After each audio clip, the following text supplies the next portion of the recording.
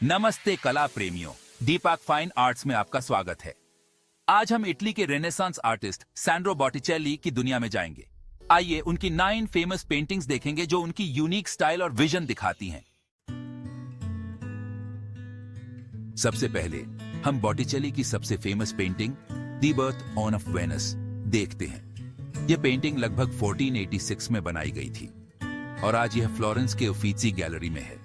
इस पेंटिंग में हम गॉडेस वीनस को एक बड़े से शेल पर खड़ी देखते हैं जो समुद्र से जन्म ले रही है। उनके पीछे हवा के देवता जेफिर और उनकी पत्नी क्लोरिस फूल बरसाते हुए उन्हें किनारे ले जा रहे हैं। बॉटिचेली ने वीनस को परफेक्ट ब्यूटी के रूप में दिखाया है। लंबे सुनहरे बाल, सुंदर शरीर और शांत मुद्रा। द बर्थ ऑफ वेनस न सिर्फ रेनेसांस आर्ट का एक अच्छा एग्जाम्पल है, बल्कि यह प्यार, सुंदरता और रीबर्थ जैसे विषयों का भी प्रतीक है। अब हम बॉटिचेली की एक और मास्टरपीस प्राइमावेरा की ओर बढ़ते हैं, जिसका मतलब है वसंत। यह पेंटिंग भी उफिसी गैलरी में है और इसे 15वीं सेंचुरी के अंत में बनाया गया था। प्राइमावेरा वसंत के आने का खुशी भरा जश्न है। इसमें हम गॉडेस वीनस को बीच में खड़ी देखते हैं जो लव और ब्यूटी की देवी हैं। उनके दाईं ओर 3 ग्रेसेस नाच रही हैं जो ब्यूटी, चार्म और जॉय दिखाती हैं। बाईं ओर मर्क्यूरी जो देवताओं के मैसेंजर हैं, बादलों को हटाते हुए दिख रहे हैं। पेंटिंग के दाहिने किनारे पर हम फ्लोरा नामक एक सुंदर स्त्री को देखते हैं जो फूलों की देवी है। वह अपने चारों ओर फूल बिखेर रही है जो वसंत की फर्टिलिटी दिखाते हैं। प्राइमावेरा में बॉटिचेली ने नेचर के प्रति अपने प्यार और उसकी सुंदरता को बहुत अच्छे से दिखाया है।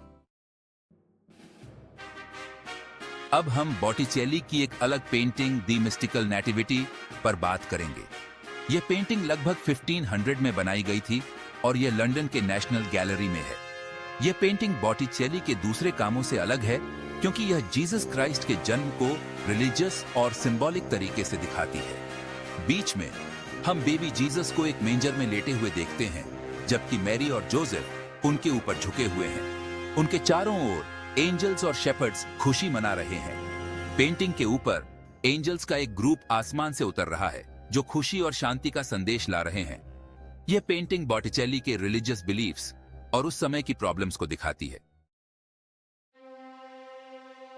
अब हम बॉटिचेली की एक और famous painting adoration of the Maggi की ओर बढ़ते हैं जो लगभग 1482 में बनाई गई थी। यह पेंटिंग वॉशिंगटन डीसी के नेशनल गैलरी ऑफ आर्ट में है। यह पेंटिंग 3 वाइज मैन, जिन्हें मैजाई कहा जाता है, को बेबी जीसस को गिफ्ट्स देते हुए दिखाती है। मैजाई पूर्व से आए थे, एक तारे को फॉलो करते हुए जो उन्हें नए राजा के पास ले गया था। पेंटिंग में तीनों मैजाई अलग अलग उम्र के हैं जो जिंदगी के अलग अलग हिस्सों को दिखाते हैं। वे बेबी जीसस के सामने झुके हुए हैं। उनके हाथों में सोना, लोहबान और गंधरस जैसे कीमती गिफ्ट्स हैं। बॉटिचेली ने इस पेंटिंग में फ्लोरेंस के कई इंपॉर्टेंट लोगों को भी दिखाया है, जिसमें उनका खुद का पोर्ट्रेट भी है। यह उस समय का रिवाज था कि आर्टिस्ट अपनी पेंटिंग्स में अपने सपोर्टर्स और फेमस लोगों को दिखाते थे।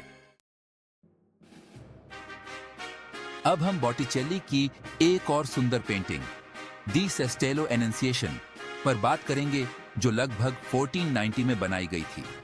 यह पेंटिंग फ्लोरेंस के उफिसी गैलरी में है। यह पेंटिंग उस पल को दिखाती है जब एंजल गैब्रियल वर्जिन मैरी को बताते हैं कि वह गॉड के बेटे को जन्म देंगे। गैब्रियल बाईं ओर खड़े हैं, उनके हाथ प्रार्थना की मुद्रा में हैं, जबकि मैरी दाईं ओर घुटनों के बल बैठी है, नम्रता से भरी हुई। पेंटिंग के बीच में एक सुनहरी किरण आसमान से उतर रही है जो होली स्पिरिट दिखाती है। यह किरण मैरी तक पहुंचती है, जिससे पता चलता है कि वह गॉड के बच्चे को जन्म देने के लिए तैयार हैं। बॉटिचेली ने इस पेंटिंग में कलर्स और लाइट का यूज बहुत अच्छे से किया है, जिससे एक डिवाइन फीलिंग आती है। अब हम बॉटिचेली की एक और अलग painting Saint Augustine in his study पर बात करेंगे जो 1480s की शुरुआत में बनाई गई थी। यह पेंटिंग फ्लोरेंस के उफिसी गैलरी में है। यह पेंटिंग सेंट ऑगस्टीन, जो 4th सेंचुरी के एक फेमस थियोलॉजियन और फिलोसोफर थे, को उनके स्टडी रूम में ध्यान में दिखाती है। वह अपनी मेज पर बैठे हैं जिस पर किताबें और राइटिंग मटेरियल्स फैली हैं। ऑगस्टीन के चेहरे पर डीप थॉट दिख रहा है। उनके चारों ओर का माहौल शांत है, जो नॉलेज और स्पिरिचुअल खोज के लिए परफेक्ट है। Saint Augustine in his study हमें एजुकेशन, थिंकिंग और स्पिरिचुअल ग्रोथ के महत्व की याद दिलाती है। अब हम बॉटिचेली की एक बहुत ही emotional painting the man on sorrows पर बात करेंगे, जो लगभग 1490 में बनाई गई थी। यह पेंटिंग इटली के मिलान शहर के एक प्राइवेट कलेक्शन में है। यह पेंटिंग जीसस क्राइस्ट को क्रूसिफिक्शन के बाद दिखाती है। उनका शरीर घावों से भरा है और उनका चेहरा दर्द और उदासी से भरा है। उनके सिर पर कांटों का ताज है और उनके हाथ और पैर घावों से लाल हैं। बॉटिचेली ने जीसस के दुखों को बहुत ही मार्मिक तरीके से दिखाया है। उनकी आंखें बंद हैं, लेकिन उनके चेहरे पर दर्द साफ दिख रहा है। यह पेंटिंग हमें जीसस के सैक्रिफाइस की याद दिलाती है और हमें उनके प्यार और करुणा के लिए आभारी होने के लिए प्रेरित करती है। अब हम बॉटिचेली की एक mythological painting पालस and the centaur पर बात करेंगे, जो लगभग 1482 में बनाई गई थी। यह पेंटिंग फ्लोरेंस के उफिसी गैलरी में है। यह पेंटिंग ग्रीक मिथोलॉजी के एक सीन को दिखाती है, जिसमें गॉडेस पैलस अथीना, जो नॉलेज, वॉर और क्राफ्ट की देवी हैं, एक सेंटोर को कंट्रोल करती हुई दिख रही हैं। सेंटोर आधे इंसान और आधे घोड़े होते हैं और उन्हें अक्सर वाइल्ड और अनसिविलाइज्ड माना जाता था। पेंटिंग में पैलस अथीना को शांत और नियंत्रित दिखाया गया है, जबकि सेंटोर डरा हुआ और हारा हुआ दिखाई दे रहा है। पैलस अथीना के हाथ में एक भाला है और वह सेंटोर के बालों को पकड़ी हुई है, जिससे पता चलता है कि वह उसे कंट्रोल कर रही है।